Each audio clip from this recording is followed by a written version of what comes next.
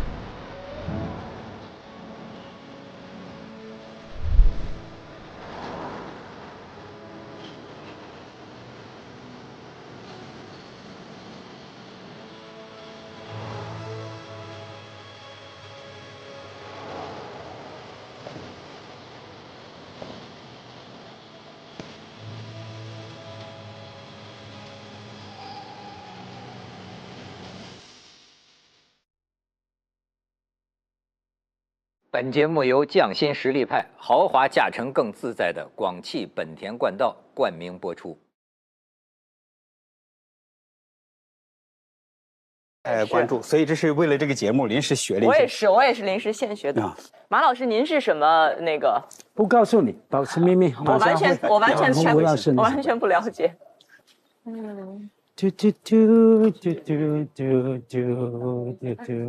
我们以前这些禅修老师，我们心里也老讲共情，他们才是可怕，他真的是感受到你的感受，知道你的想法。这扯，我觉得你不相信是吗？我特别不信，我能感受到此刻你的痛苦，文涛。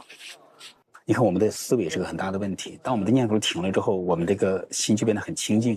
我就达不到这境界，我这念头怎么能停？那个修不修的话，怎么都达不到。真的啊？那我们要过去是吗？你们这儿这个还是会有刺眼睛的地方，我思想都热泪盈眶。哎，你这么敏感？特别敏感，我就是眼睛，别的地方都还好。那说明你眼睛大呗。呵，行吧，行吧。你坐我身边，我踏实。行。吴老师坐这儿吧，我就不坐你对面了，对面又要对你进行分析了。你离我近一点。因为只有你才知道我的痛苦，是吗？这个过去在我的想象中，总觉得你应该是这个E人是吧？结果发现后来才知道你这个不仅是 I 人，还 I 的还挺厉害是吧？哎，现在谁都说自己是 I 人，谁还不是个 I 人？真是的。马老师是 E 人呢，我自称。但其实后来我分析啊，吴老师，就是你会在无意当中，其实你想迷惑对方。你已经预先想到我可能会基于各种各样原因，就把自己真实的想法给隐瞒住了。我通常我是不做预设的。如果不是我们对谈，我其实过去没有想过。你看，你做了这么多节目，和这么多人谈，都不知道你的个人世界是怎样的。对啊，主持人都做到，我特别封闭，对。主持人做到这个地步，我的封闭跟他有一拼。他这个好像我觉得还是大家还是你敞开啊。对你也可以说我封闭，但是你也可以说我不封闭，但你是真封闭。好吧，我们还没开始。我现在好了，我现在好了很多。你应该给予我那个适当的鼓励与肯定，是吧？你们怎么这么亏待我们鲁豫啊？没有，他们觉得我那个就是豪放，对，现代女性大口喝水。哦，你不喝茶对吧？对，晚上没睡着回家。茶对我那还好，茶对我的影响特别大，咖啡对我没影响。哎，那这很有意思。我现在找到了一个睡觉的方法，是吧？听一个人讲课啊。随便谁都可以听，不是听自己感兴趣的。你这个是要认真听那个内容，然后这个时候你反而睡着，而不是说你只是听个声音。主要是个什么？转移注意力。你只要你睡不着，是因为你老想着这事儿。你只要注意力一转移，就睡着了。那挺好。有时候也不管用，因为不管用呢，哎，你就吸收了知识啊。好听我听一通宵啊，那听吗？那要不就睡着了。哎，我教你个方法，我的方法是，如果半夜里面万一醒来，我怕我睡不着，我就把一个特别小的一个安眠药，我就咬一点，特别苦，你就咬一点。我一个药我能够咬差不多10次，我觉得完全是一个心理安慰。我不知道是药起作用，还是我被它就我会觉得我吃了药，我应该很快能睡着。我要今天吃安眠药，第二天肯定整夜睡不着了。那你可能量就会比较多，比如一整片，吃半片就睡不着啊。但是呢，我要是喝威士忌睡，不会，他每一次的说法不一样。我们上回在苏州，他就说家辉，我要那个喝半瓶红酒，每一次不一样。然后前一次就说喝半瓶白酒，这样那个，现在又说吃药，又说听什么听音频是吧？我现在偶尔睡不着啊，都有大陆年轻朋友教我读一句话，那句话好像是说都是同一个音调是吧？什么一只猪推拖拉机，一只猪推拖拉机，你们没听过？没有。一只猪开拖拉机什么？一只猪拉拖拉机，一只猪。你要自己念吗？啊，自己心里念嘛。一只猪拉拖拉机，一只猪拖拉机，那就睡着。这单调嘛，单调你就容易睡觉。这种人。也可以练口型。以前文涛会教我开镜以前要说班干部管班干部，对，班干部管班干部，都是我小时候说的。班干部管班干部，还有什么蓝布白门帘？哎，什么蓝布白门帘？蓝布白门帘是你要特别越说越快，越说越快。蓝布白门帘，蓝布白门帘，蓝布白门帘，蓝布白门帘，班干部管班干。你教了我20年了吗？我都没讲好。你知道我有一天晚上睡觉，我可能翻过来以后，把我的胳膊给压住以后就麻了，然后我再一翻过来，这个胳膊可能一个惯性就啪砸到我自己身上，那我就醒了。我用我这个手去摸什么东西，我这个手有知觉，这个手麻了以后没有知觉。但是我能够摸到是一个软软的有热度的东西，我瞬间就醒了。我想，因为它很重，肯定不是一个小的虫子，我想是个大老鼠或什么，我就啊一声惨叫，大概凌晨4点，估计我们小区都醒了，你知道吗？你这自己把自己吓死了。对，这就属于鬼压身吧，是不是？这不算，鬼压身是身体不能动弹，你这个是压的，是吧？就是鬼压身，我是有过很多次这样的经历，包括那个来访，真的你醒过来。就是感觉身体在剧烈的运动，甚至觉得床都浮在了半空中，但实际上你发现其实自己身体根本动不了，然后那个时候又特别恐惧。但我的鬼压身没有内容，但我有些来访我听到的故事，他真觉得旁边有一个鬼，不是觉得看见一个要么一个鬼，要么而且很多人都是感觉自己的妈妈在旁边。就是而且是那个妈妈变成了不再是生活中那个妈妈，非常恐怖的那个就是带着恨意的妈妈，他们就非常的害怕，但你身体动弹不了。所以这个武志红老师，我为什么觉得他特好玩，是吧？他呢，每次我们是把他作为心理学家请来的哈，可他每一次来开头聊的都是我觉得他是个病人。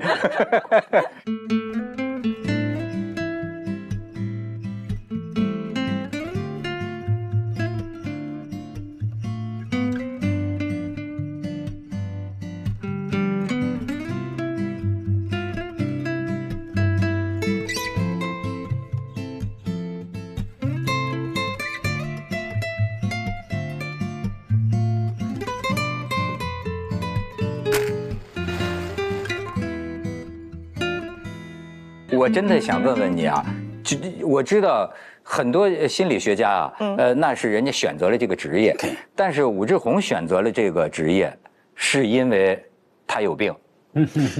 我没说错吧？因为都这么讲，就是先要成为病人，你才能够就是成为咨询师。你看弗洛伊德要解读自己的恋母情节，提出了自己的理论。荣格大家都觉得他有可能有过精神分裂的这些经历。就所以对我荣格的理论非常的特殊。那你做了这么久的这个心理咨询啊，你觉得你从事这个职业有没有把你自己这个治好？我觉得有治好。因为假如我不学心理学，就是我当年高考的时候，我很想报建筑学系。我觉得以我的这叫什么天生的钻研者的特点，我如果报建筑学能赶上中国的建筑学大潮，就是也能挣到钱，也能成名，但是我可能就变成这样。就是现在已经好多了，虽然很多人说看着这个武志红，看着就像你说的，看着还像是有病的样子。那假如不学心理学，可能那个病的程度就更严重。上次鲁豫那个有约跟他那个一日行，哇，我感觉把鲁豫催眠了一把，是吗？吴老师特别善良，他其实看到了很多，但他本着一个宗旨就是，当你没有提出需求让我给你做心理分析的话，即便我看到我也不说。我当时很紧张的，其实是吧？因为我能够感受到他一定看到一些什么。那我的选择刚好相反啊，吴老师，我那个本科是心理学的我还做过心理咨询啊，然后实习了在台湾的医院带着那个自闭症的小孩后来我觉得责任太大了。那个自闭症小孩他一生气的时候，他表达不到情绪嘛，他要干嘛呢？我照顾那个他要那个吃辣椒，跑去厨房，打开一瓶辣椒酱，拿起汤条，有时候不用勺子就这样给他吃。然后还有什么呢？生气的时候用头去撞墙撞地上，撞墙壁，他要用非常激烈的动作才能感受到表达到他的情绪。我觉得我这样承担不了，我觉得我做下去我自己会变成自闭症就变成我跟他学了，我也撞墙了那所以我就我转了做婚姻辅导。爱情关系婚姻辅导这不也是心理学吗？也是心理学呀。有兴趣当然那是我从小就有的兴趣婚姻问题都是心理病人的问题是吗？后来我也放弃了，为什么放弃了？辅导过程里面我发现我自己不是个好人。比方说你来跟我谈你跟你男朋友怎么样，爱情关系怎么样，我坐在那边我应该有同理心嘛，对不对？可是我发现我没有我看见一个美女在那边，鲁豫这样美女呢，我心里只想一件事跟她要电话。所以我后来发现这样不太行，我觉得这样就会给自己找很多麻烦，也不道德，对不对？您这是已经破坏了病人跟那个之间的那个对职业关系已经破坏了。吴老师在做咨询的时候，比如碰见鲁豫这么一个美女，你们行了吧？你们行了，死个弹幕都说她也算美女，她也算美女，我有很大压力的。那个违反那个职业操守的冲动。哎呦，这个。我会这样子，就是当在那个咨询之中，当然首先美女还是美女，还是会被吸引，但这个时候你要看就是自己的心，就是看我是很容易专注到关系之中，就是咨询关系，所以就是这个当时我跟张展辉聊就是这给我留下深刻的印象。那跑步大神是吧？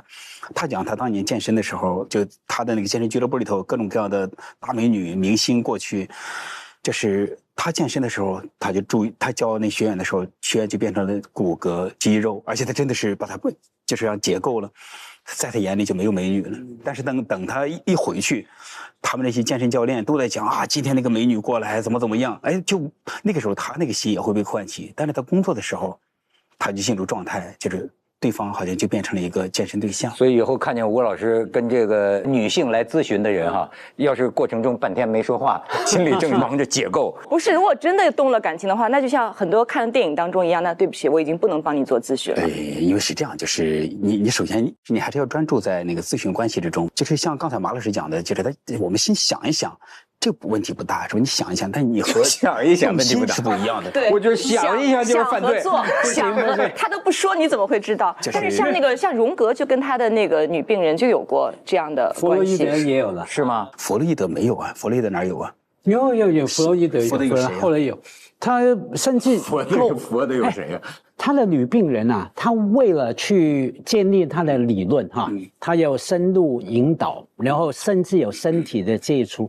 都有后来的记录，是那个当时弗洛伊德本来做催眠，给他一个著名的病人，他后来为什么不做催眠呢？因为当时做催眠的时候，那个病人突然之间就是起来亲了他一口，搂他，把他吓到了。他说，他说以后他不要做这个催眠的这样的事情，因为他觉得催眠失控了。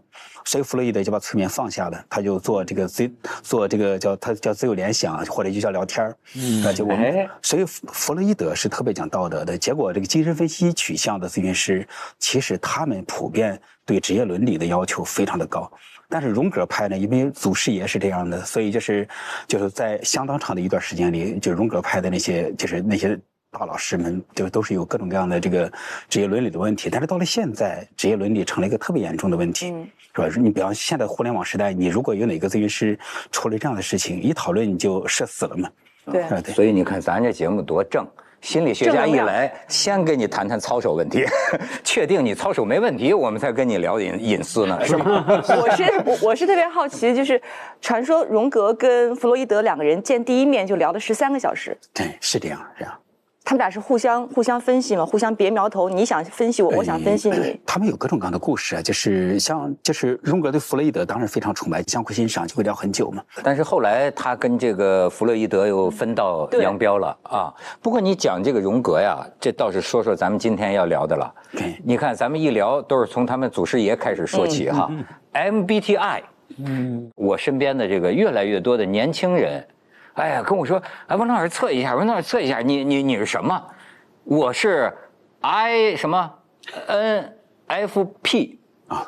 你是什么？我是 ISFP-T， 就是 ISF 不是 ISFP 横杠 T。那什么？它有一个分支，它那个横杠后面还会分 T 跟 A。就 A 是积极的，这个 T 是就消极的是吧？对。家辉是什么？我想我是什么就是什么。我做的时候啊，我这个人性格比较扭曲哈。我心里先想了答案，我觉得我是 ENTP，T for Tom，P for Peter 啊，就是那个，我就做的时候我就很扭曲啊，我去迎合那个答案，有吗？选那个答案，到最后出来果然我就是 ENTP。就是外向。我大学的时候啊，就是当时我在北大嘛，就是我给30来个就我们同学，就是做过这个测试，但那个是16PF， 那个是卡特尔的人格测试，它就是分16项，就是当时我追了一个女孩，她在北理工。啊，结果我就又给他们，就是那些同学30来个人做个测试。你就靠这个追女孩儿？就是因为当时太内向了，所以得找一个工具。那个时候还没行医，对吧？哟，这个就不是来访了，所以。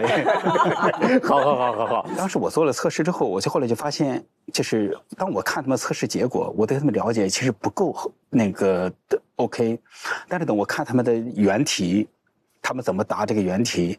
我看了那个原题之后，我觉得，我这样一来，我对这个人了解才是更加真实的，而且全面。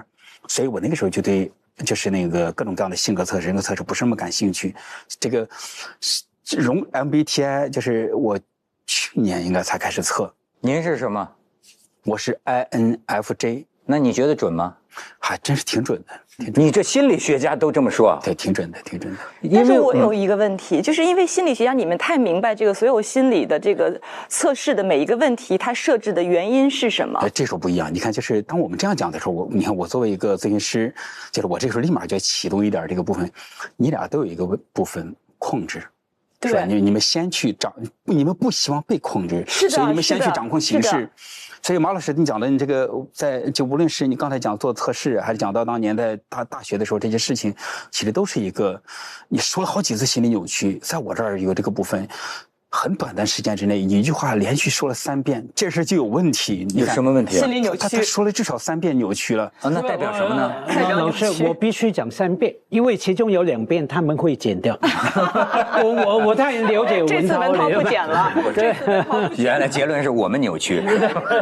这代表什么？我很感兴趣。你讲了3次扭曲。你看他说他做测试题的时候，他先想到对方是在做一个测试，所以我想要一个什么结果，然后我就做的时候有一定的就是引导，那这个时候这个测试就真不一定准了。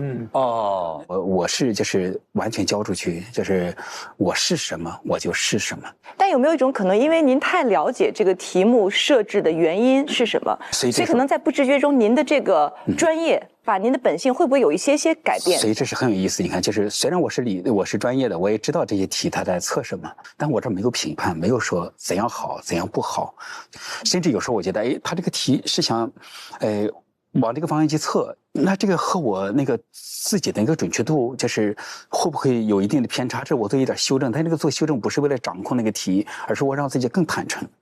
所以你看这个时候看见这个个性上的不同，就是你俩的这个掌控性。就是要和这个题较个劲儿，要和这个测试者较个劲儿，到底谁说了算？你瞧，他每次都能把3个嘉宾变成病人，你知道吗？他这他的本能。但是你像我们新闻记者的本能啊，是碰见一个事儿我就刨根问底儿。我这一刨根问底儿，我发现呢，就是这个 IMP 就是迈尔斯什么布里格斯，这个它是个公司啊。拥有这个测试的这个公司啊，一年2000万美元呢，1年2000万美元，遍布全世界，而且就是美国的这个财富100强企业。竟然有80%的企业，哎，我真是落后于时代了。就是现在企业，就是这么多的企业，都包括这个国际公司啊，真的就用这个类似于 MBTI 或者就是 MBTI 的测试来招人，或者来分配员工，就是说他适合搞人事，他适合做前线，哎，真就这么来决定。后来我才知道，咱们中国也相当多呀，也相当多，就是公司真拿这玩意儿。当人事20-30年前已经有了。我说我大学本科是心理系哈，台湾大学，可是我1年级在另外一个大学读的，就叫做应用心理系啊，应用的哈，把心理学的理论在企业管理啦里面来用，招聘员工啊，把人分类啊，因为心理学哈，心理学不管是荣格、弗洛伊德。都曾经不同的分类法嘛，啊，看你如何来用它。比方说，我比较着迷还是弗洛伊德那一套，我到底是肛门期呢，还是口腔期，还是什么生殖器官期啊？我后来我发现我都是啊，对不对？我们都尝试用一个很方便的标签。来定位自己嘛，来理解自己，不一定把它限制哈。而现在这个 MBTI 哈也更方便共同语言嘛，社交工具。对啊，省时费力。我看不管我们有没有控制狂哈，还是像那个吴老师说把自己交出去，听起来像谈恋爱哈，把自己交出去哈，到最后重点在于说我们都不一定相信他嘛，好玩嘛。我更感兴趣的是后面的问题 ，OK， 你如何回应？你是什么类型？哈，那个才是重要。往往是一个很大的诱惑了。怎么说呢？比方说，我跟你交朋友，你告诉我你是什么的时候呢，我往往会上来就会不自觉的去那个想改变你，想挑战你。你说你是 I 吗？然后我就把你 E 的那方面挑出来。然后就会讽刺你，小来啦，你 I 什么？像文涛你也是 I 是吧？他们告诉我说你是 I 的时候 ，INFP。对啊，他们一告诉我你是 I， 我嘴巴的茶都喷了出来的。他还不 I 吗？对啦，那这是重点。你当然很 I， 我不觉得他那个是 I 了哈，他有他的生活方式的选择，有跟人的距离的掌握啊把持。那可是出来做节目，出来对应。你非常E啊，我觉得很E啊，你没有，所以这都是流动的。所以对啊，所以像我早上就是 I 啊，碰到美女就是E了。所以呢，这你说的这个就是我呢，经常觉得它很准，就像算命啊，有的时候哇，他怎么能说出来，对吧？但是呢，在骨子里我不把它当回事儿，因为我觉得有一个啊。当你在答这种种种心理测试题的时候，哈，实际上我觉得反映的是你对你性格当中的哪个方面比较认同。比如说，你说，我这个人软弱，可能呢，你平常经常怪自己比较软弱，但是实际你有坚强的一面，但是你的注意力不放在你坚强的一面。比如说，也许鲁豫心里老觉得，我这个人很紧张，很紧张。但是你不知道，可能在我们眼里，那有的事儿你比我能扛啊，对吧？你比我坚强啊。但是呢，当你答题的时候，你会自我选择，我是个紧张的人。人的性格，我认为是一个复合的、多种多样的。这就是原来说的那个著名的有一个玩的游戏，就是说你说出你喜欢的3种动物，第一种动物代表你自己认为你自己是什么，第二种动物是别人眼里你是什么，第3种动物就是实质上啊天命所归你是什么。你看这个里面，你这个答题只是反映了一个你自己对自己比较愿意选择什么？我是觉得 MBTI， 比如说我是一个非常拘谨，我是内心不敞开。我在答题的时候，我会说我内心不敞开，就是因为他把性格当中的很多过去我们会认为是不好的东西，此刻他会觉得，这是我的特点，他很酷。我会愿意因为 MBTI 的火爆，我会愿意承认我性格当中过往我认为不好的东西，它是我的一个标志。我觉得跟别人不同，这个不同会让这个人会。就是保持我的怪异，这是他这个比较好的一点，我觉得。但是呢，聊起来呢又容易获得别人认同，对，是吧？别人说哦，你是个批人，哎，似乎就被接受了。是的，这一次我又学了一个新的一个观点，我觉得吴老师应该知道，它叫什么巴纳姆效应，这以前我没听说过。巴纳姆是我们看过那个就是金刚狼演的那个电影《马戏之王》里面那个美国马戏的那个鼻祖，他叫巴纳姆，是用他的名字来命名的这个巴纳姆效应，其实就是一个特别模糊的一个东西，我们会很容易就带入进去，因为你说什么都可以。其实 MBTI 就是这样，它有很多模糊的。咱们图示一下，找找自己。你看，这个种种的，就4个字母概括一个人的人格。像这个主人公类型的 ENFJ， 哎，说谷爱凌是什么来着？我不知道。INTJ 这样好像是。他是谷爱凌是 I 呀。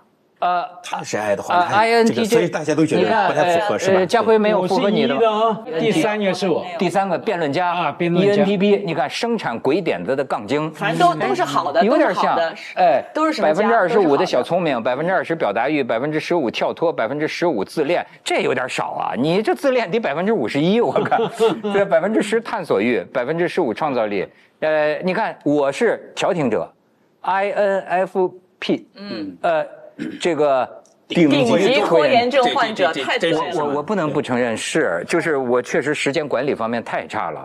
你就没有时间管理。对，你随性这真的也是你是吧？吴老师您太好了，说的随性。我不信吧，但有时候你也不能不承认。哎，这就是叫巴纳姆效应。没错没错。就是你觉得谁都对，对。吴老师有你的吗？我是提倡者，提倡者，对你今天再来这儿全提倡。完美的打工人之光啊，吴老师啊。那我做事真的很靠谱，但是可能老板不一定喜欢我这样的。但是你有20%间断性忧郁，这的确是啊。你看这个我这个抑郁的部分，谁不是呢，大哥？谁不是间断性忧郁呢？对，谁不是呢？好，我们再看，就到底这几个字母代表什么？这字母的来历是。爱的人内向 ，E 就是外向 ，N 就是直觉型 ，S 就是实感型，就关注具体细节哈。然后 T 呢就是逻辑型 ，F 呢是情感型，依靠情感和价值观，重视感性和人际。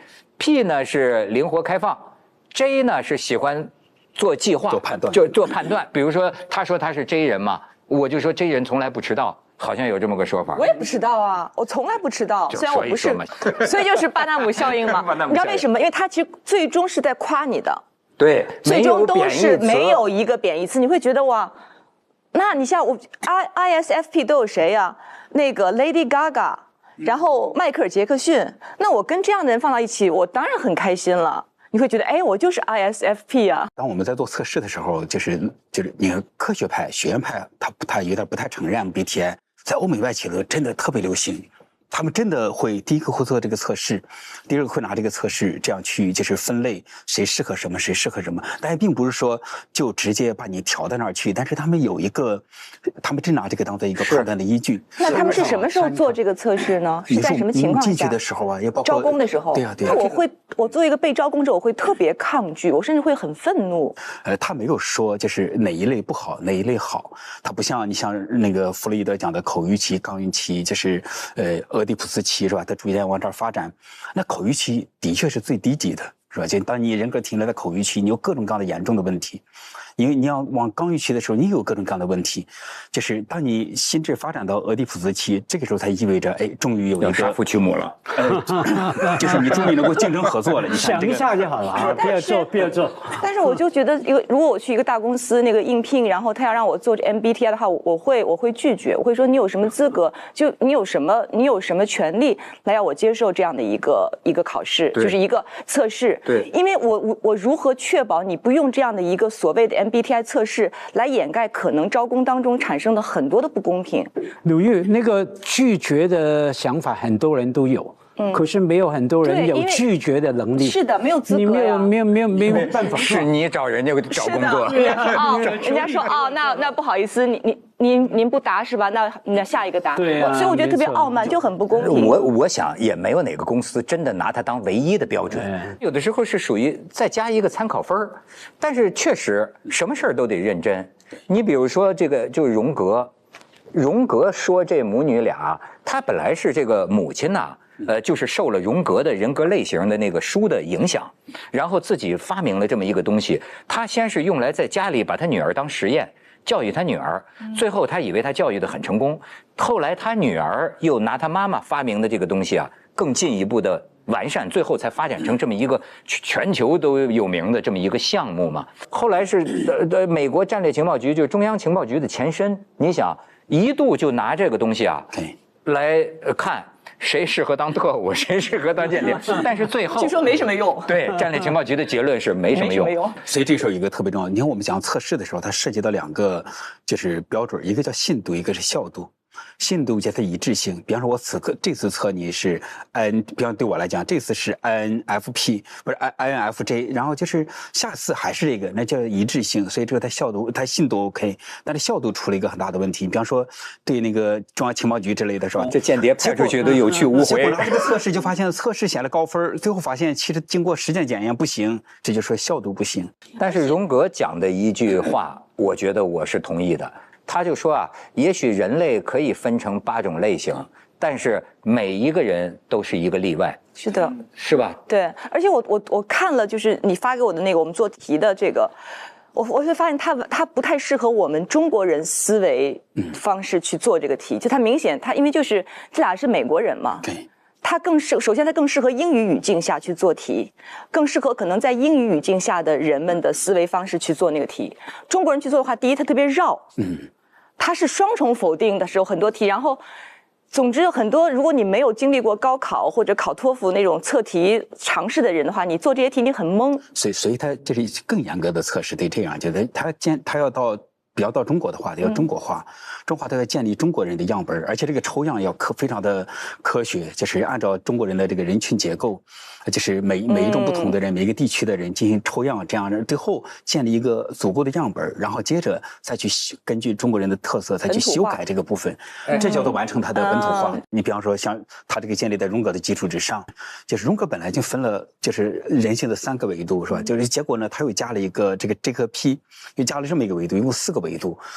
这个4个维度，你看2乘2乘2乘2，这个等于16种人格类型。我觉得在我的感觉里，人没有办法分，就是这么细分出16种来。我听他们说，你们心理学家就说好像还有点靠点谱的，是一个叫 Big Five， 就是对大五，你说大五是哪大五？大五理论它就是经典的，这我可以拿手机给大家来念一下。这是我说外向性大概是神经质，还有什么负责任性，反正尽责性。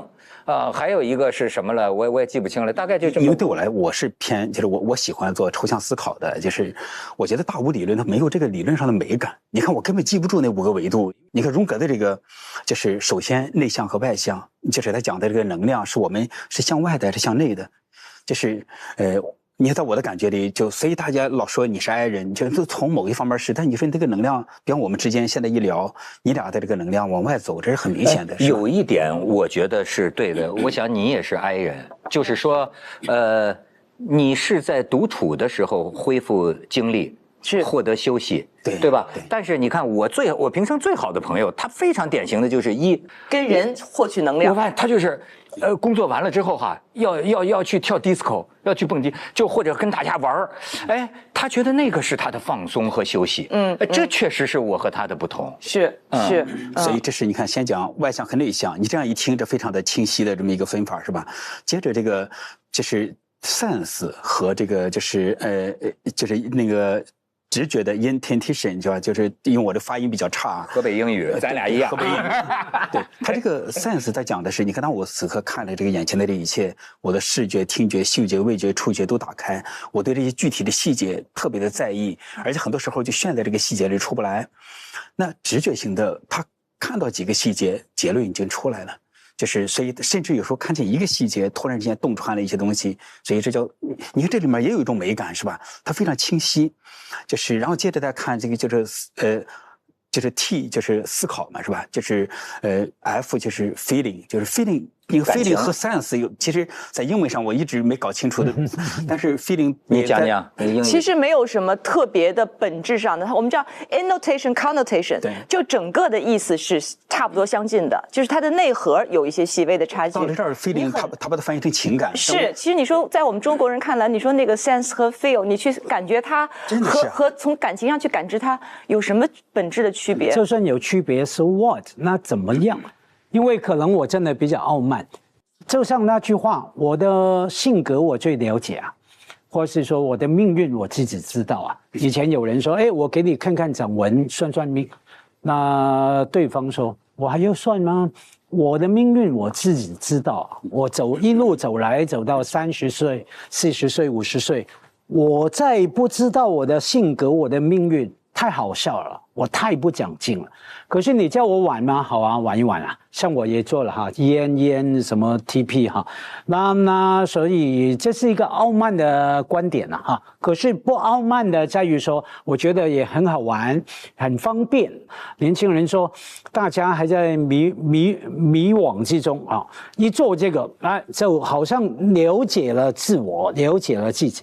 还有 What's next？ 下一步呢？那当我知道你是什么 I， 你是什么 E 了，我除了说能够顺应你的性格来跟你互动配合了，好像往往至少对我来说，可能我有控制狂哈，扭曲的性格哈。第4次说了哈，扭曲的性格就是说我好想把你改变，就有点像很多女人啊，就谁女人要改变你啊？或者说马老师没有，我说男人也要改变女人，女人要改变男人什么呢？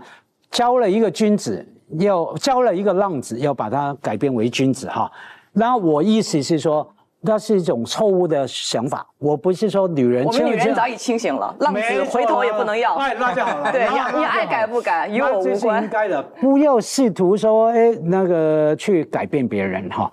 可是这个 MBTI 往往也成为一个诱惑，让你觉得说，好像是一方面顺从你，一方面去挑战你啊，改变你。对啊，我跟你正相反的是，不是改变别人，而是说呢，我一确定他，我自己就想改变我。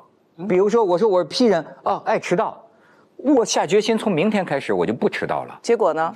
啊，今天没迟到啊。今天是因为你昨天要改变了是吗？对，今天比你们到的都早吧，对不对？我肯定比你早。你要化妆嘛？关键你这个改变的持续性呢？江山易改，本性难移啊。对。我还真的觉得，人是可以改变的啊，人是可以改变的。只看你这个决心有多大，而且是因为什么呢？我觉得你有一切的可能性。人的心里其实就像个小说家，他有100种性格呀，要不然你就不会理解你小说里的任何一个人物啊。你心里有啊，只不过他的显和隐、强和弱，或者说你自主意识的选择，你认取什么？我觉得，所以一方面来说，人有这个惯性，你能够看得出来；但是另一方面，我觉得正是因为我看出来了，所以我才能够改变我自己啊。但是性格真的无所谓好与坏。当然你说那个工作什么一般的那个迟到是不好，但是你看我跟吴老师可能一样，我从来不迟到。但是当然不迟到我觉得是个好事儿，但是作为一个性格来说，它说明我的性格不够放松，其实很累的。所以我意识到这一点。所以我最初也是，我觉得这个文涛，我就对你有很好感的一个重要部分，觉得你随性。不，但你也不能助长他那个迟到的那种。但我的意思就是，我工作中或者重要的事儿我不迟到，但日常比如咱俩约个饭或者干点什么小事儿，我能不能放松？就是不要那么可丁可卯的，就是不允许自己迟到。对呀，江山易改，本性难移，很难。这就是所谓性格就是命运嘛。以前可能很多小孩会羞于说我是一个爱人，因为我们从小会觉得你不融入群众，你群众关系不好，你不够合群，是个缺点。我的小学1年级老师给我的评语就是你要搞好群众关系。你看你孤僻，我一个小孩我都懵了。但是现在我就会觉得，那我是 I 人，挺酷的嘛。人梁朝伟先生都是 I 人，我觉得与有荣焉，就是他会让很多的孩子去正视我性格当中可能本来会被认为是负面的东西，这是他的积极的作用啊。励志，对，你这么说好，是不是？我问你，比如说，要是你看到关于你的心理描述，哪怕是一个心理医生跟你讲，说的特别准的时候，你特认同的时候，你感到的是什么？取决于他讲的是什么。如果比如就正泛泛的哎呀，他说我性格，哎呀，说的真是太对了。如果是我不在意的，比如说吴老师说啊，你会觉得你的性格当中，你可能特别较劲，像你说你可能有点封闭，有点拘谨，或者什么理性诸如此类的，我都认同，我接受。但如果它涉及到我内心，人总会有一些抗拒的，不愿意去正视的，内心的有些可能阴暗的东西，或者脆弱的伤痛东西，我可能会特别抗拒。我会在他做出那个评断之前，我以我们的方式化于无形，就你别说了，我也不想听，咱们到此为止，我一定会这么做。哎，你不会感动吗？我不会，这有啥感动的？他说我为啥要感动？我不明白。不，咱们说公司拿这个找工作哈，是问题的一方面。其实据我所知，中国年轻人啊，主要还是拿它当娱乐。但是问题，这个娱乐的后边是什么啊？我有一个猜想，一切都是因为孤独。就是怎么说呢？你看，当我们在谈这个的时候，我得到了注意，我对我自己得到了某种认同，甚至于你知道，有一个人跟我讲塔罗牌，你知道有个人就失恋了，在晚上啊看一通宵。看一通宵，这个塔罗牌那时候那个大仙儿们哈哇哇哇就说，然后你看那个网上还经常就有这个问题，就是说此时此刻你的那一位他是不是也在想念着你？然后比如或者说3个月他是不是现在找了另一个男朋友？或者说你现在到底是应该去跟他再说一次，再争取一次，还是就此放弃？后来我这个朋友明白了，他说啊，这是我一种度过失恋的方式。他说实际上是感觉到什么呢？不在于这些塔罗牌的主人们他们讲的对与错，而是在于他们在谈着我心里想的事情来。他说正是因为我满脑子都是这个，但是又能跟谁说呢？跟哪个朋友有耐心听你说？他说有的时候这个塔罗牌也好什么也好，你知道吗？等于说有种温暖，就好像哎呀我不那么孤独，我不是一个人在苦思这个在承受，有人似乎在说着跟我心里想的一样的那些话题吧。对，人是需要有自己独特的个性，我独特的存在，但同时需要找到同类，就是确定感，就是因为人真的不知道自己是怎样的，就我是谁，就是我们真的想这个特别清晰的知道自己谁，这事儿不容易，而且我们只能大致的模模糊糊的知道自己是谁。当有一个测试就是说你是怎样的，而且确实 MBTI 有这个好处，没有这种歧视性。是不是还有归属感？对，还有归属感，我们属于这一类。不止了。刚老师说确定感，我感觉说还不止确定，还肯定。好，他不会说，哎，你得出来说你是一个小气的人，你是一个很贪心的人，你是一个很好色的人啊。他不用这种语言啊，他都是用正面啊，好像中间其实是偏向正面的。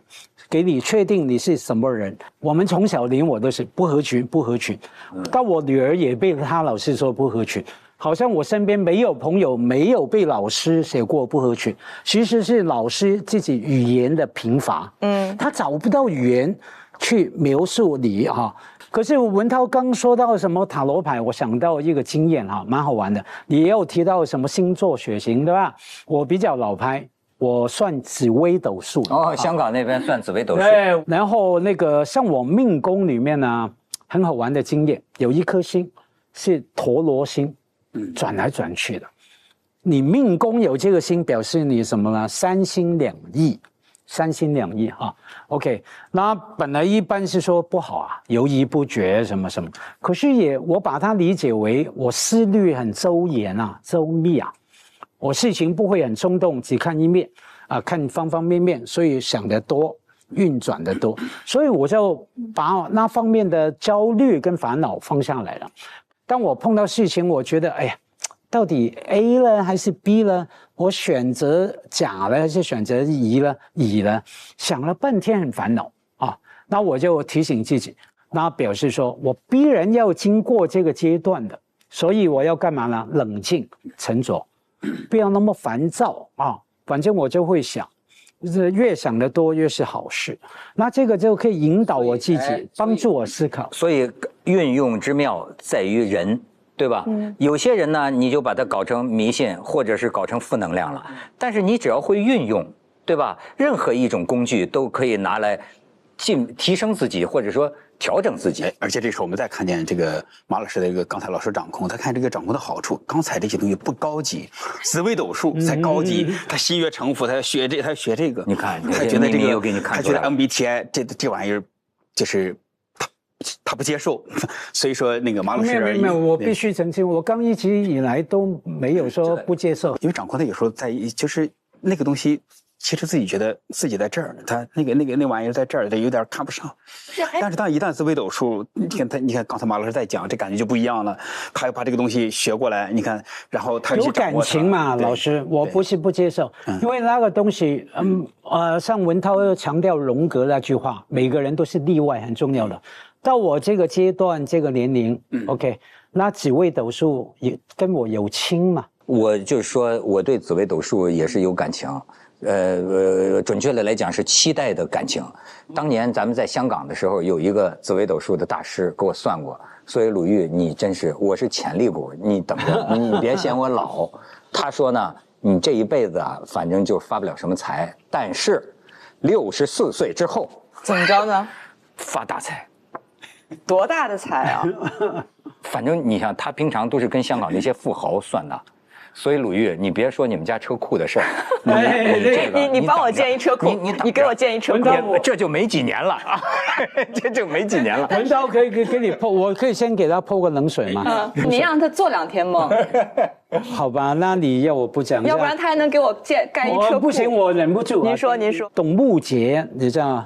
铁板神算大师啊，我听说过。前一阵子过去了嘛，你看啊，101岁嘛，都有准有不准。其中一个，你刚刚说起这个哈，那个他给黄沾算就每一年做什么事，前面都算得很准，反正就算到过了65岁，还有一个事业的高峰，大红大紫啊，有大的影响力。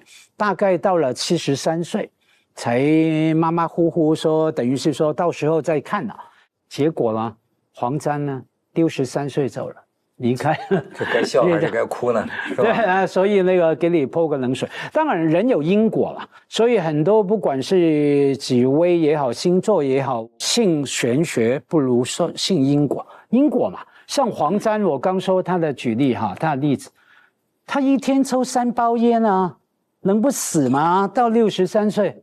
OK， 那就是人的因果。就算你命中到75岁的 ，so what？ 那怎么样？你讲到年纪，咱们以前北京同事那个公关部的那个叫我不说他名字了，他说他有一次去，就是让人问，好像说，哎，您帮我看看我怎么样？人说，你到70多岁有一个坎儿，说然后呢？没事过去了。然后说下一个坎儿呢？说80几岁，说然后怎么着呢？没过去，这个当时我们听着就笑死了。那是孟子啊，是吧？73、84。但后来一想也行了，80多岁也可以了。万法皆空，是吧？因果不空。其实过去就有人讲了，就是说这个叫善易者不沾呐，就是真懂易经的义理的人，他不是占卜，循道而行嘛。如果算命算得不好，但是呢，作为一个好人，作为一个君子，对吧？就要做这件事情，难道因为这个就不去做吗？他有另一个价值观。当然，吴老师，我还是跟你有一个问题啊，这个物以类聚，人以群分，人类这么分，有什么好处？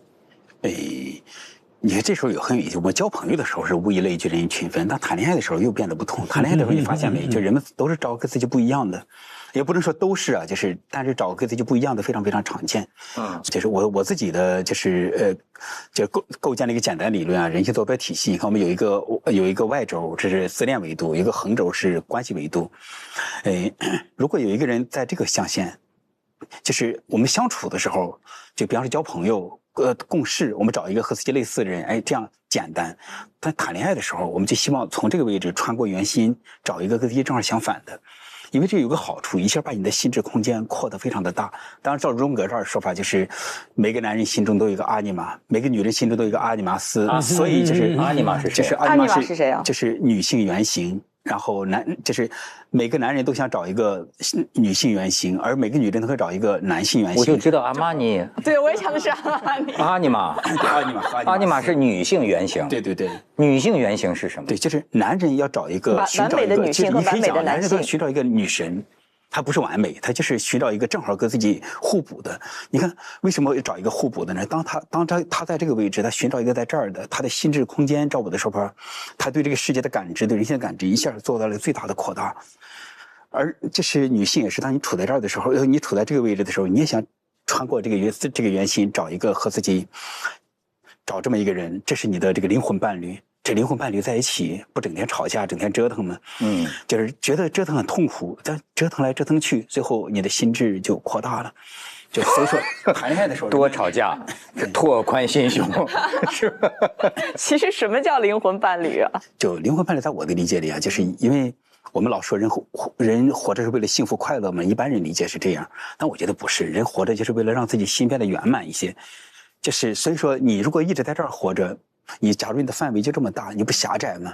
再找一个正好跟自己相反的，就一下你看，这个心智的感受范围一下大了很多。就是拓展开拓，这个互补理论啊，哈，都常说嘛，找个伴侣好像跟自己不一样。我的经验在于说，这是对的。你要长期维持关系，夫妻关系也好，朋友关系也好，哈，不管你有什么不一样，一个比较安静，一个话很多。像我太太一天只讲3句话的，早安、吃饭、晚安就这样。那我都讲，我心里非常感恩。万一他跟我一样话多了，抢着讲，早就打破头了，对吗？那大家我讲话你就听吧，就讲点头看着我。可是有一个东西一定要一致的，那才能可远、可久、可亲的是什么呢？价值观。价值观啊，就是榨汁机，榨汁观。好，请替我翻译。怎么把它榨取干净？没关系，你有字幕。是开玩笑，开玩笑。这样价值观value 那个价值观，比方说2个人相信什么是好的，什么是美好的，什么是正义的，什么是应该做的，什么不应该做的。假如在这个上面差距很大了，你走不久了，也走不舒服了。你其他都无所谓，价值观是没得迁就了。就像文涛刚讲的说，我算得不好，可是我觉得君子要这样做啊，这就是价值观的问题。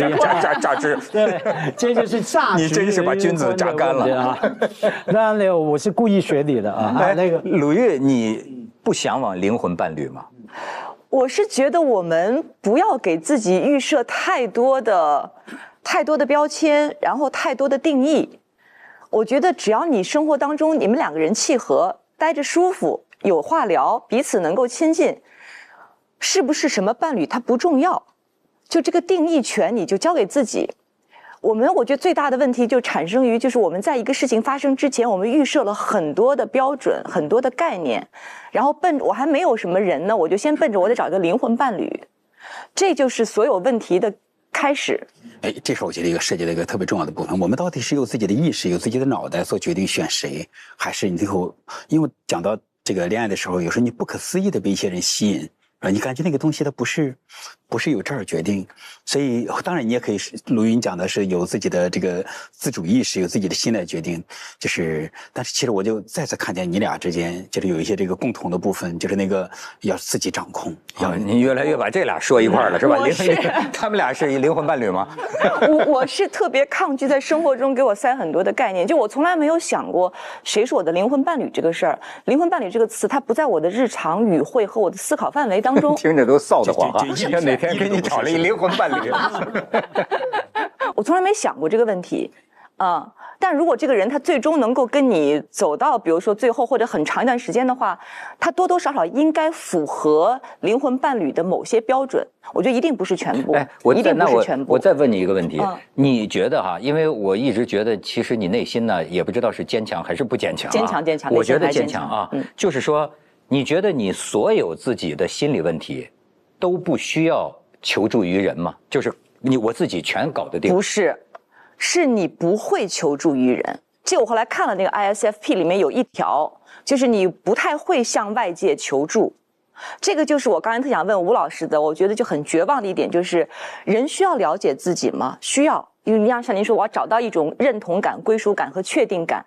但问题是你认定了、确定之后，你知道问题所在，其实你无能为，你改变不了。就是当然，如果我们大概了解自己，贴个标签儿，就归个类，然后立马就获得一个确定感，这是我们所以说这是 MBTI 或者其他各种测试的，就是它的一个局限所在，是吧？就它是大概齐，但是当我们能够这个精细的去了解自己的时候，我觉得这是个很美妙的事情。但是，对，我觉得我挺了解自己的，我不能说100%，但我觉得已经非常大程度的了解自己了。但是像文涛说的，那你比如你需要向外界帮忙求助，你不会。他这种人多了，你们全失业。比如此刻我会觉得有一些问题，我自个儿在这儿，我只能自己去死扛，自己去梳理，因为你不知道该如何向外界去表达，这就是个能力的问题。好像我先天老天爷把我这个门就给我关上了。那因为鲁豫，你刚讲完了，现在3个人开始在分析我，好恐怖啊！我是崇拜一个扭曲的分析另一个扭曲。鲁豫刚说一句话，我非常感动了，因为你马上就很肯定的说，我是个坚强啊！你刚说你好，我非常感动，因为坚强是我一直想做不到的事情的啊。那所以我感动之余，我好奇说，你觉得你这个感动是你从小不是感动坚强哈，从小就有了，还是说后来生命过程里面有某些事情发生了？这个我直接下个结论，能够训练锻炼出来了。原生家庭是吧？他研究这个，我觉得性格。绝大多，比如说你不能70%，80%就是你天生就有的。很少有人小时候严重的不坚强，长大了会变得非常坚强，这种事很少有。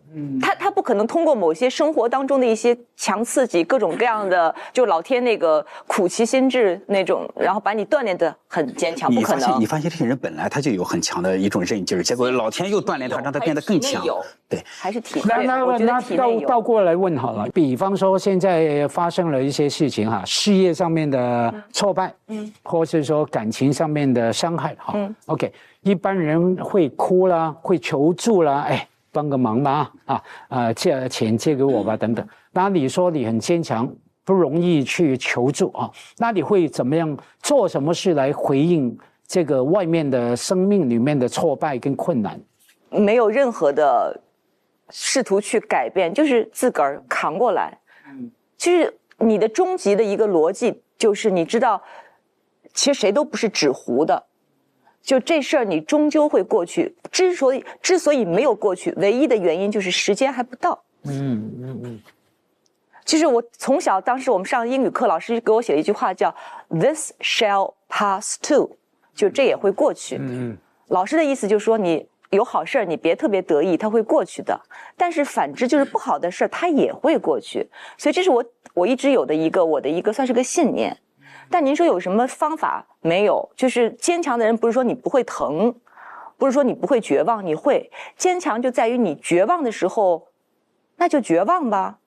你总有一天你会不绝望，这个我觉得是坚强。这就是为什么我经常每次听到别人嘲讽心灵鸡汤佳慧你写这些心灵鸡汤，那我都不太高兴了心灵鸡汤有用为什么它是心灵鸡汤一个很笼统的句子金句，被别人说了就说了，因为它有用因为它往往真实比方说鲁豫刚对我来说已经是个方法了。比方说有挫败有困难的时候，我就想一下我的老师鲁豫的老师This shall pass too， 都会过去的。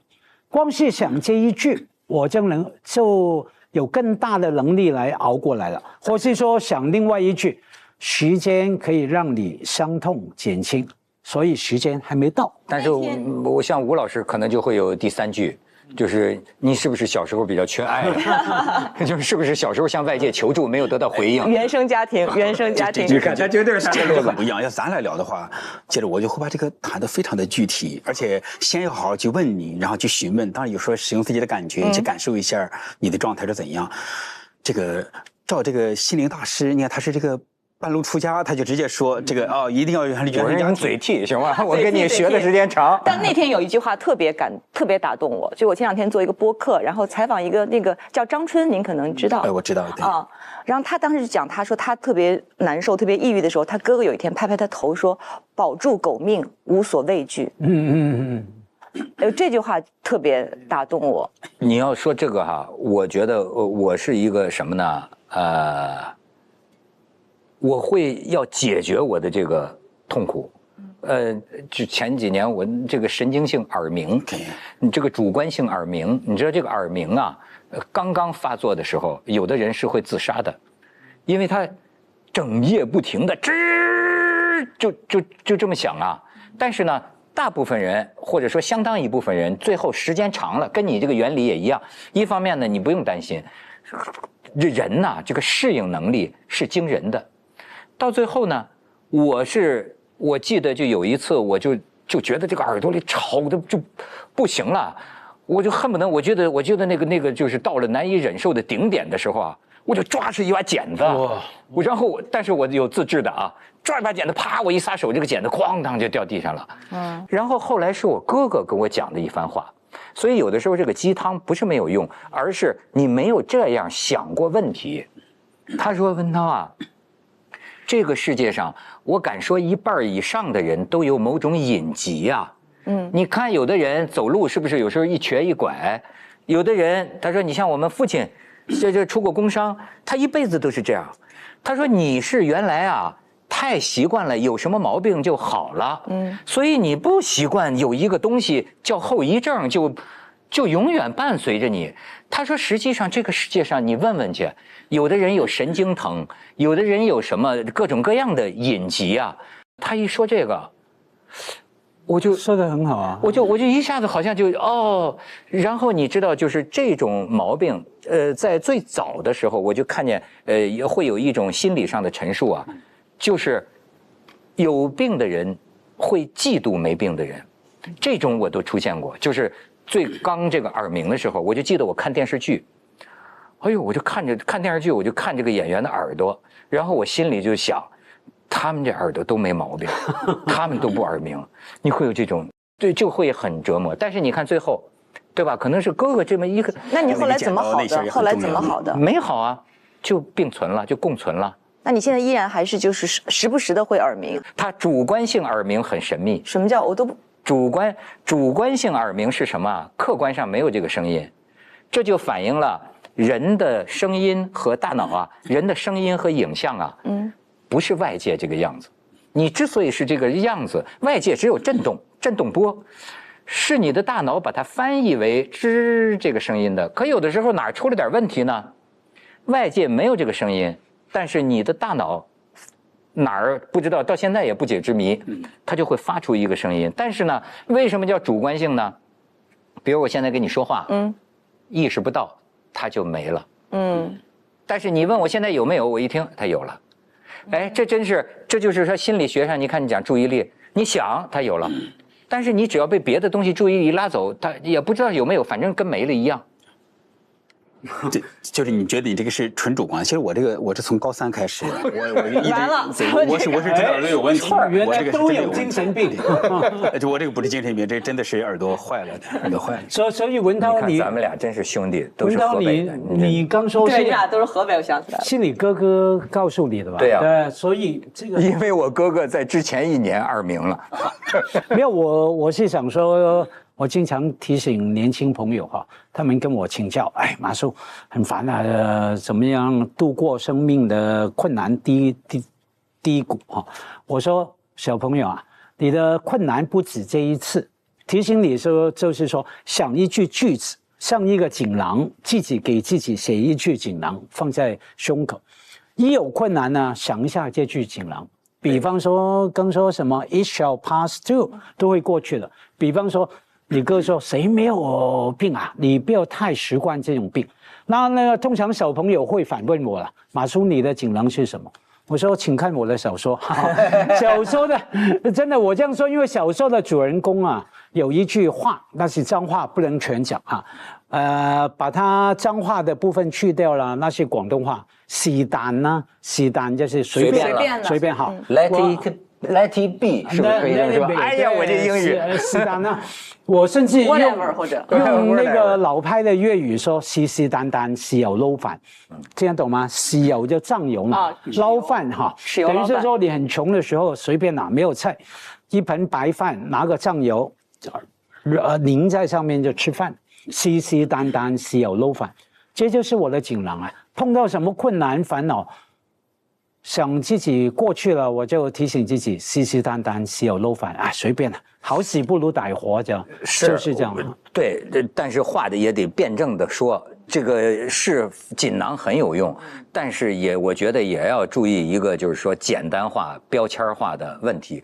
我觉得现在标签化呀太厉害了。而且甚至于，你看，都营销到小说上，它有时候又跟互联网上，你比如说这个 MBTI 啊，它很多是盗版的，就是它不是这个正版的，而且不光这个了，太多了。你知道网上各种各样就是打着这个心理测试的这个东西啊，好像是腾讯都封了一个几百万的号。他就做这么一张图，上边写几个，哎，一个浪漫主义者，一个细心的人，一个冲动的人，就这么一下，哗，火的不行，火的不行，最后弄得最后就说不当得利，就给封了，你知道吗？那个腾讯封了很多这种。你知道，2021年 CNN 做过一个纪录片，叫人格测试背后的黑暗秘密 The Dark Secret， 对，黑暗秘密，它就是讲的就是 MBTI， 它不是 PMBTA， 它像一个揭黑纪录片。它主要是说美国大企业就用这个 MBTI 来测试，然后有一个男孩好像自杀了。据说是因为他在求职过程当中很多就是突然就变红的东西，就关键部分他都好像没有通过。反正跟这相关，最后男的自杀了。然后当 MBTI 那个组织后来还就是反对做这么一个纪录片嘛，但就是你看，就是在国外的那个主流媒体已经开始有一些人在质疑你的企业是不是应该用这个来测试。对。然后我记得那《华盛顿邮报》就说，在你们这个专业的心理学界是谈到这个 MBTI 是一个禁忌，好像就不太愿意去谈。就也就是说是正经心理学家都不太，除了你是吧？不正经。我是对什么都感兴趣，我对什么都感兴趣。但是我是对所有的测试，你看就是 CLPF 还是什么 EPQ， 就是这些东西我也不认同。我比如说，我问你一个求职的年轻人，对吧？他想做这个工作，但是呢，所有的性格测试，甚至包括心理学家都告诉他，你这个性格更适合做另一个工作。那么他到底应该做哪个工作？其实关于这个，我是哪个赚钱多做哪个工作。对啊，你终于明白了。等我64啊，等64。首先我个人认为，我就是现在西方动不动讲歧视啊，我觉得。企业和员工之间有个相互选择，这本来也有这样的资格呀，因为大家都是相互选择的时候，为什么只有员工可以选企业，企业就不能选员工嘛？不管企业的方法论对不对，比方我举一个例子，以我这种个性，让我去做那个销售、做公关，那就是个特别大的问题。说，但是你让我做战略，你让我写东西，你让我做分析，这就非常的好。可是，假如你的个人爱好就是做公关呢？那这个时候有一个特别重要的部分，你不了解自己，你去做那个爱好是哪儿？爱好如果是这儿以为的，你就充满挫败。说你如果是这儿发出的，那就很不一样。人真正发出，你看我们讲目标哪儿一线呢？以你的心，对，一线嘛，就是你的心嘛。心，你的心在哪儿呢，哥哥？这个对，再左一遍，左一点，左。这是心理上的心是吧？心理上的心。对，因为一般我们讲愿景和目标，它非常大的区别。很多人的目标。是你以为你想要这个，但是你自己真正追逐那个和你的个性不相匹配的目标的时候，其实你身体会抵触的。但是真的是有的人，他有一个特别不切实际的一个梦想，然后坚信自己就是天选之人。我们碰到过，我采访过这样的人，你都不忍心去戳破他的梦想，他就坚信自己下一个王宝强。下个李连杰、甄子丹，所以这是坏。他就坚信，对，但他很年轻，但头发都已经掉得不行，然后就是，但你无法去说你真的不能做这个。那你凭什么确定他不能做呢？我好奇啊。那你要做王宝强，你要做李连杰、甄子丹，那你得身手得好吧？你得有童子功吧？他都已经比如30多岁了。这种种的证据显示他可能性不大。但是他真的就是一心就觉得你们现在就是你给我一个机会，他为此愿意吃糠咽菜。那你说你怎么办？他真的是有这样的人的。谁？我觉得这个时候我们得说，一个人是活在事实中还是活在幻想中，这巨大的问题嘛。所以说，如果活在幻想之中，和自己的事实和外在事实不相匹配，这就是心理疾病啊。严重的时候甚至是精神疾病啊。哦，如果这样有这种冲突，应该找你了，是吧？就是太严重的话，找我们也无效，因为我们建立在就是这个人还能对话，这个人知道我有问题，愿意探讨，说我的这个 self 是有问题，这时候才能找咨询师。如果说这个人有问题，但是我说我没问题，通常这样只好找这个精神科的医生要开药了。你看，我觉得现在还是荣格讲那句话，每个人都是个例外，虽然人类可以分类。我现在有个感觉了，就是说，本来呢，心理医生是1对1的，但是好多1对1的心理医生讲的话呀，现在变成了一个网上的公共话语，而且呢，说的就铺天盖地。你知道，一说的成这样呢，就容易有点过头。就是你看啊，到处都在说我是讨好型人格，然后呢，到处都在说，那天我还看见你在说，你要做自己，你要尊重你自己的感受，甚至那天我看那个小视频，连这个人人尊重的这个马斯克都说，我的人生经验就是你不要理会别人的感受。这个话呢，对于某些就是自卑型的讨好型人格的人是非常有用的锦囊，对吧？可是你知道，当他在媒体上太多说的时候啊，我有一天我突然觉得这话说的有点过头了，就是说的好像这世界上都是把这个别人感受放在自己感受之上的人吗？我说这世界有这么美好吗？我自己的人生感觉，我觉得另一个部分同样真实，就是这个世界上我在社会上行走30年。我觉得我见到的那种把自己感受放在别人感受之上的人，一点儿也不少啊，甚至就叫多，对吧？那你说圣人们说的有错啊？就是说做自己，你不要理会别人。我觉得有点疑惑。我觉得我这么多年跟朋友相处之道，我们之间获得的美妙的生活，都是因为朋友之间把自己的感受放在朋友的感受之下呀，都是体贴的人呐，都是尊重朋友感受。就是我没关系，只要你们高兴。我觉得我周围都喜欢我们这样的朋友，生活很好啊。相反，那种被我驱逐的、被我远离的，都是那种只顾自己的感受，不注意别人的感受的人呐。对吧？那怎么现在说的好像全社会难道都是那样的人？我说那就有那么美好吗？世界？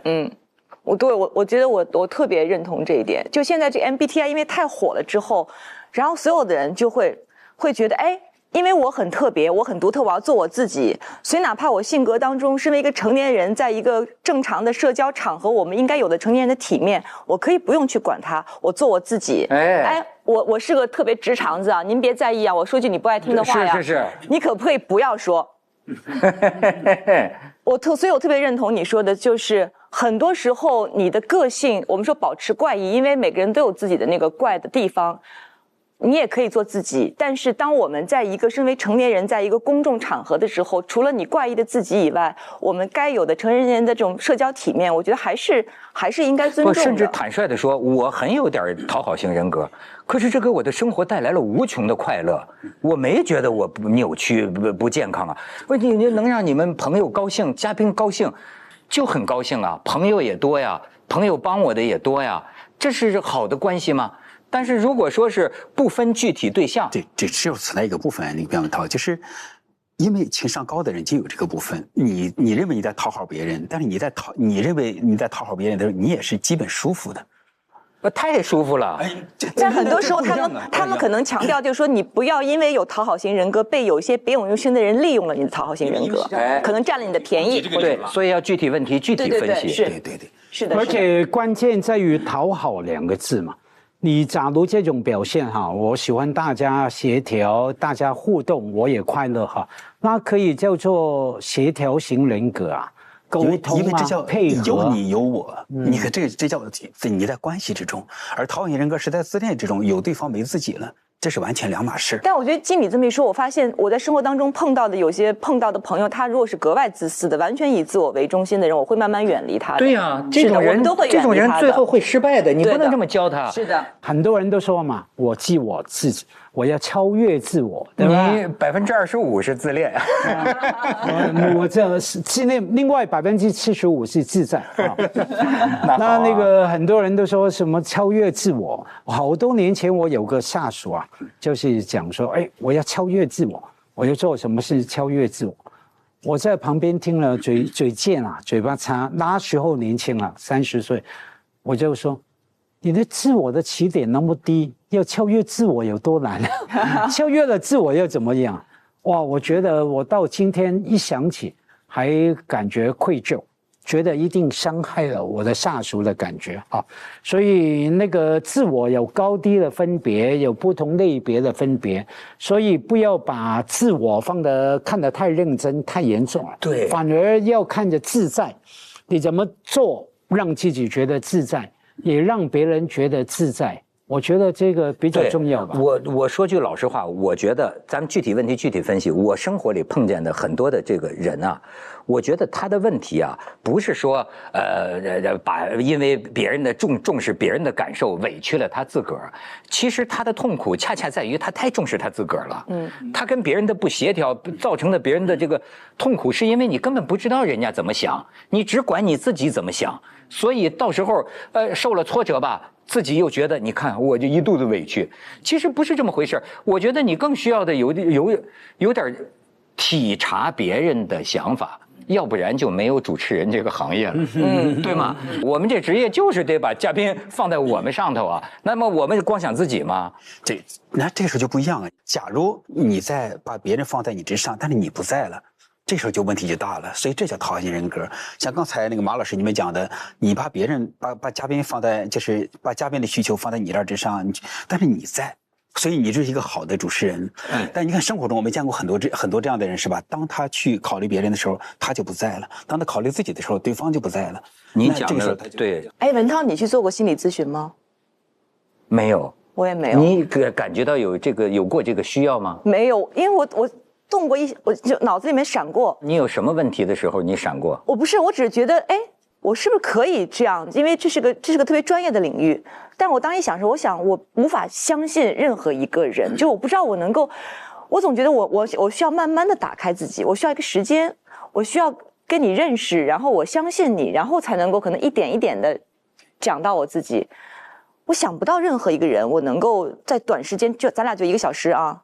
你躺在这儿，然后开始说话，我就发现这事很难完成。咱俩打的夜半电话有点这个作用，你还别说，是吧？行吧，有心理问题打个电话吧。彼此的心理医生，对不对？我真的最近有一个问题，我今天晚上会给你打的。行。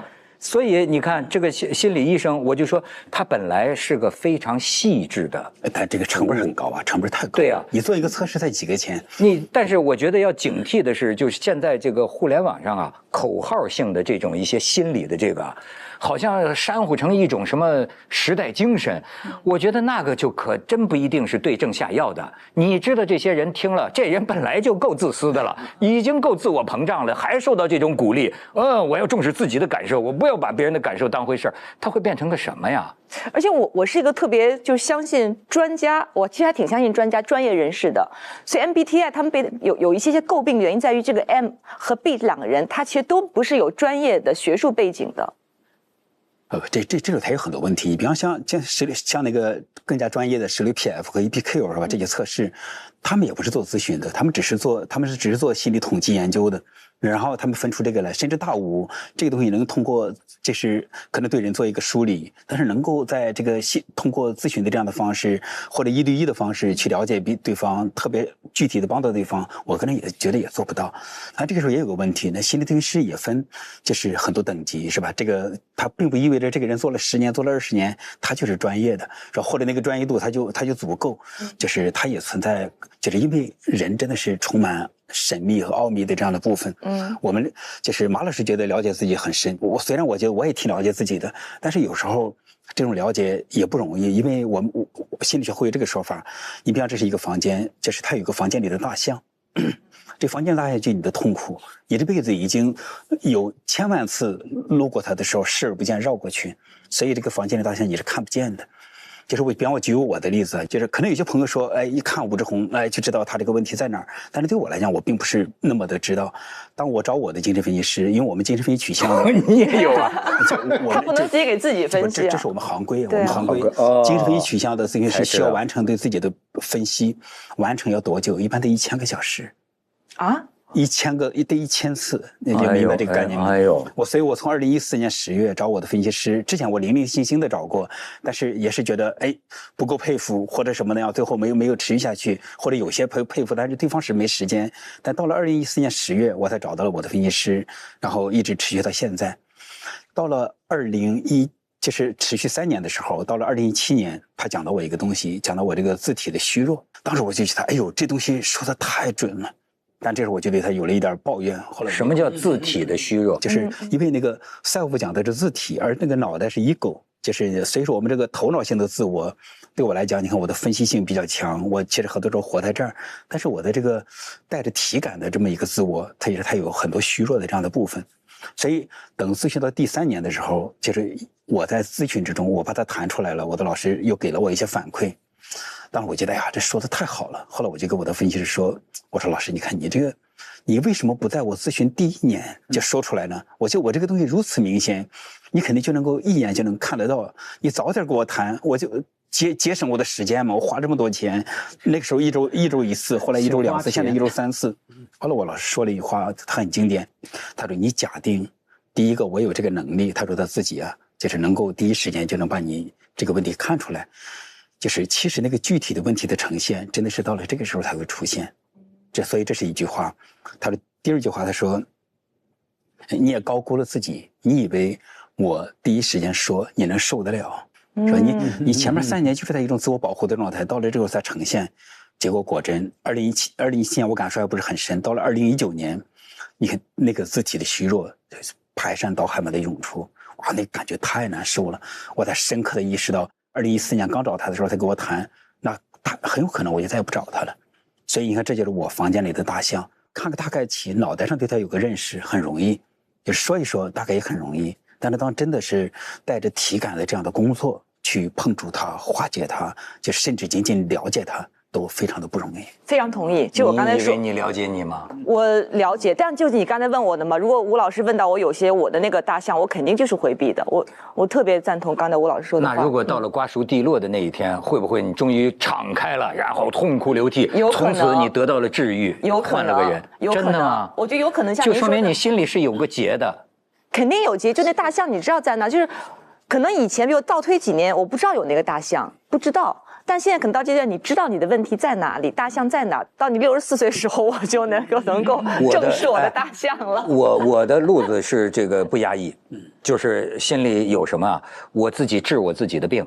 就比如说，那是你以为真的管用。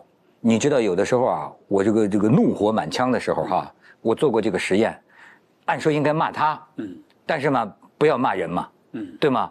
什么都有用啊。我对着我那个手机不是有那录音呢，我用这世界上最狠的这个哗哗哗哗，我能这样，我骂了15分钟，你知道吗？有传给他吗？那现在还留着，在我这儿，等他不行了的时候再给他最后一击。不，连这个，你看这是科学，我发现就好了。这多压抑呀！不压抑啊，就宣泄了。真的，现在咱们这个岁数啊，我不允许任何不良的情绪在我这儿储存，绝对不能再这样纠结下去了。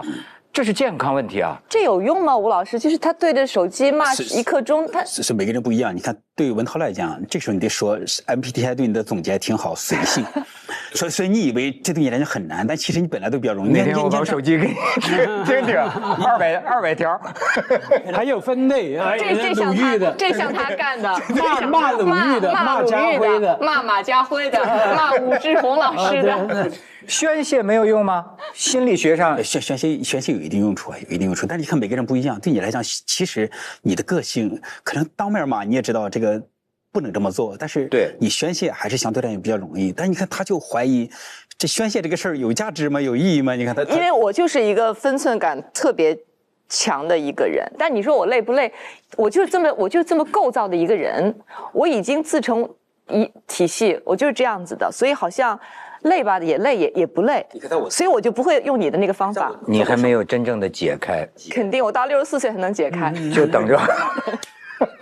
就差我那车库了，告诉你啊，64岁才能解开。对，还有这个吴老师要同在，以后节目可以多参加，但是这个费用不断的要给我们多一点。到64岁一直捧着这个大树，这个就是熬到64岁。吴老师，刚才我讲这个宣泄性的，你看，就是无论是我在面对我的分析师的时候，还是我10年我就骂过他一次。哇，那次骂特别的好，感觉骂了他之后，就是当时我感觉我这个身体感官能力增加了4、5倍，当时我就有这种感觉，管用，而且持续了几天，就这世界变得好清晰。当他的面骂吗？就我们是远程，但是通过视频嘛，我就骂他，就是你看这感觉这么好，是不是？后来我就接着跟别人讲，如果我这个状态能够维持，我愿意把我的收入的1半甚至2/3给他。你真是，只要能让他保持你的64岁。那我想知道，他当时是让您去骂他，还是您就情之所至到那儿？他老师说，你可能没有你以为的脾气那么的好，那一刻可能有一个暴怒产生。因为我没想到我是脾气这么差的，就是我那个暴怒出来了，结果突然被老师说中了，然后我就说他，就这个脏话好像不能上节目，反正就是骂的挺难听的，就是你这个就是怎么样，反正就是你怎么样，就是连着骂了他这么一会儿，老师就非常心静如水的这样看着，就是看着就在视频中看着我这样骂他。您他可能我有一个好奇，老师是不是像你们心理学当中，他触动了你的那个关键词，瞬间你进入一种被催眠的状态？下意识的把你压抑的所有的情绪给释放出来了。精神分析取向咨询师会说，如果来访没有攻击咨询师，意味着咨询还没真正开始。好，所以你体格这么好是吗？还没开始，是准备应付袭击是吗？但首先有这个问题，再一个呢，它不是催眠，它是觉知。你比方对他来讲，他作为一个旁观者，他知道我觉得我是真正的讨好型人格，这个是非常非常真实的这个讨好型人格，就是他深刻的知道我这个讨好，其实很多时候，特别是在细节之中压抑着自己的愤怒，而且压抑的比较严重，我都没有觉知到我有愤怒。所以，而且一个非常非常小的事情，是这个事儿是怎么回事呢？是我给我的老师说，我说明天我有事情，所以这个咨询取消一次。明天什么事儿呢？我在开课，结果我开课正好是课间，他就是打视频嘛，他就打过来。然后我就看了一下我就立马把它关了。其实就是我给他发了邮件说这次取消了，但是他没收到这个信息，所以谈这个事儿的时候，就是我就觉得这种事儿我怎么可能会在意呢？是不是？而且他拨过来又是课间，不影响我呀。再一个，就算影响，这完全合情合理，我根本就不可能有个什么愤怒嘛。但是我就取消了再下一次咨询，下次我就忘记了，就是忘记给老师说了，所以在谈下一次我为什么会忘记那次咨询。所以老师就说，可能是上一次这个事情其实让我愤怒了，然后结果我这个愤怒就攻击了咨询，就把这个下一次咨询给忘记了。我说这怎么可能？我说我这种好脾气的人，这个说事我怎么可能在意呢？是吧？老师说你可能脾气没有你以为的那么好，那一刻其实你是有暴怒产生，突然这是击穿了我，因为就是把我的防御给击穿了。就是我没想到我是这样的人，但是他这个说的很对，真的是一下把我内心说中了，所以我就对他暴怒了一次。其实他是允许我，甚至鼓励我在咨询中多干这种事儿，但是我这10年就骂过他这一次，解放一下。所以我想说的是，你看骂他的感觉如此之好，而且不需要这个额外的这个交咨询费，甚至就是每次咨询就这个钱，就是我可以过几次就骂他。吴老师，我相信老师那一刻他默默的把那个静音给打开。没有，因为就看你在那边我真的怀疑你们这个群体到底是医生还是病人呢？其实我想讲这个，就是想迎合一下你这个部分，就是其实对我们来讲，你的宣泄要比我们都容易得多。容易，我整天宣泄。我非常难，我通畅的，我干了这个事儿，收益这么大。但是我接下来又没干，为什么呢？那一刻是我的防线啪一下被突破了，完全在我的意料之外，所以我失控了。但是接下来这个事儿又被我纳入到我的这个思考和理解之中。你看我这个分析性人格，我就从此之后这事儿又可控了，所以这种失控再也没发生过。而且您去您那个墙筑得更高了。对啊，是这个意思。对，高筑墙，广积粮了，他就墙更高，真的，他下一次拆掉吗？不，他会想，哎，我居然破防了，怎么可以加高墙？终于到了现在，可能就变成这今年是第10年了，就是今年的10月份正好满10年。到了现在，那个不耐烦、对老师的愤怒、不高兴，才可以持续的发生。因为拆了10年了，对，被一个心理医生或者被一种理论，或者被一种性格描述，所谓击穿了。对，这件事儿，对人是好还是不好？如果是敌意性的，就比方说，我就是为了控制你，我就为了敌意的对待你 ，PUA， 对，我就为了 PUA 你，为了掌控你，或者就是咱俩，我就是为了显示我高明，然后或者总之是为了增强我自己的感觉，好的感觉，而不是为了增强你的好的感觉。我说了这样的话，那这个时候那就是不好了。但是就是，你对方人如何感知这个事儿，就取决于2个部分，一个是讲话的那个人他是善意的还是恶意的，那同时也包括自己，是吧？那有些人就算别人恶意的对待自己，他觉得哇，这个说的真对，这个我被切中了，就是对方是恶意的，但是我接受了他。那有些时候也变成就是对方觉得很善意，但是我不接受，是吧？就是你在伤害我，你在攻击我，就所以这也是和我们自己有关。这里面建立在一种信任关系嘛。可是话说回来哈，没有冒犯哈，有一句话蛮管用的，你问对方，你以为你很坚强吗？哎，那个你打中对方的几率蛮高的啊，马上对方就想是吗？我可能真的不是那么坚强，很容易就 collapse 就崩溃了。所以我也经常用这种小技巧。你以为你大方吗？你以为什么吗？我觉得这个也蛮可用的方法。有一个你们这行的心理学家接受了很多青少年的咨询，最后他说了一句很朴实的话。他说：“为什么好像现在这么多青少年都不开心呢？”他说：“其实呢，除了那个真有病的之外，哈，他说就是希望不难受。但是人活着就是要承受难受的，人就是会有压抑，或者说有很多这个脾气的。我觉得应该允许有难受的时候存在，也有发火的时候吗？因为只有难受存在，你才能够体会到不难受时候的舒服。”嘿，你这个话不是，因为这是我特别深刻。有一次，我小的时候是，好像在咱们是去那个香港之后，有一次在北京，很长时间我不知道为什么就是有低烧，然后就每天就特恶心什么的那种感觉，特别不舒服。然后差不多1个礼拜之后，有一天突然好了。当时我说：“哎呀，不恶心真好啊！”自个儿在床上由衷的发出感叹。当你不恶心的时候，你根本不知道平常是多么幸福。你这是叔本华的水平，是吗？叔本华就说，人生都是痛苦，所谓舒服，只是痛苦的暂时解除。你这听着好绝望，我觉得。不，就是说我们这个心里头有火的时候，对吧？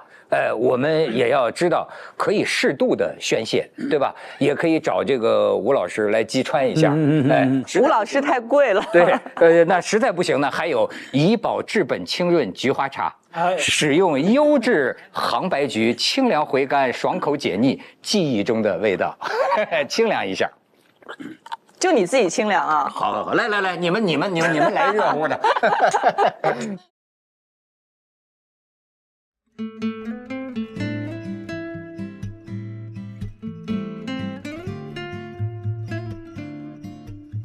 弗洛伊德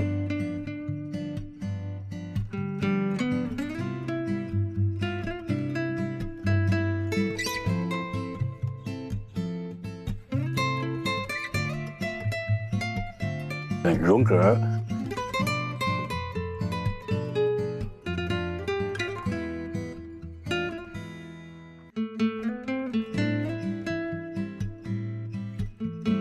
口欲期、肛欲期，就是俄狄浦斯期，是吧？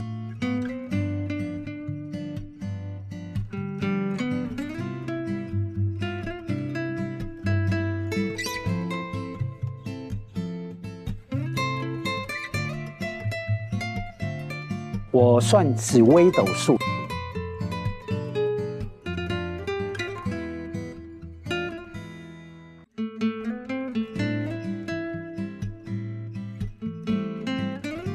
CPF。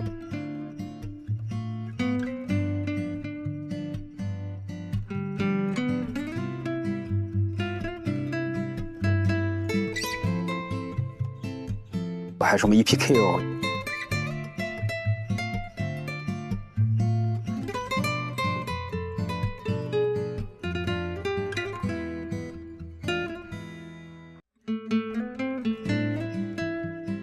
你这是叔本华的水平。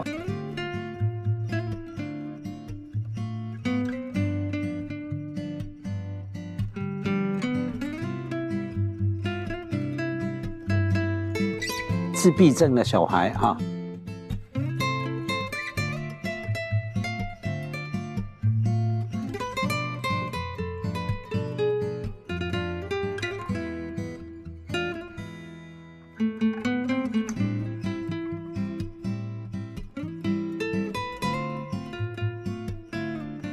我是说，看医生是因为不好，对吗？那你如果说我这心理状况不管有什么潜意识有什么，我对我自己状况很满意，是不是我就没毛病？对，但我有时候会觉得，不是身为一个现代人，好像这个心理咨询它应该成为你生活的一个辅助的部分。心理咨询是一个东西，再一个就比方像我无论找我找我的老师，还是我的这个长期来访找我，最初也是以为要解决一种疾病，说解决一个心理问题，但是逐渐的就变成了解自己。你这脑门像古画里边那个罗汉，你看我这眼镜，我这眼镜好吗？戴帽是吧？不是戴帽，就是板材。但是我就跟你说，我现在戴眼镜的境界，胡老师已经不是为自己戴了，而是为嘉宾戴。哎呦，为了你戴。为什么呀？为什么我戴？你看啊，你看这眼镜了吧？它的主要设计特点是厚，你知道吧？我就觉得这像望远镜，这是一种新的设计。它这厚。那为什么是为他戴呢？我就觉得像那个他那种神经病，不是神经病，就是像那个心理医生，那个透视心理的。这种感觉，眼镜像个望远镜，像个镜筒。哦，原来是这个意思。你看，都是为了搭配它。你还挺像荣格的，长得。他是那个禅修。所以我现在早上别忘了我们啊，上去之后别忘了我们。哎呀，我这以后64岁别忘了。我到了晚年有保精神层面的，然后物质层面的。等到64，精神层面不可靠，物质可靠。不，我这需要。等到了那个物质极大丰富，我特别需要精神层面，否则人会空虚的。本节目由匠心实力派豪华驾乘更自在的广汽本田冠道冠名播出。本节目由怡宝至本清润菊花茶联合赞助播出。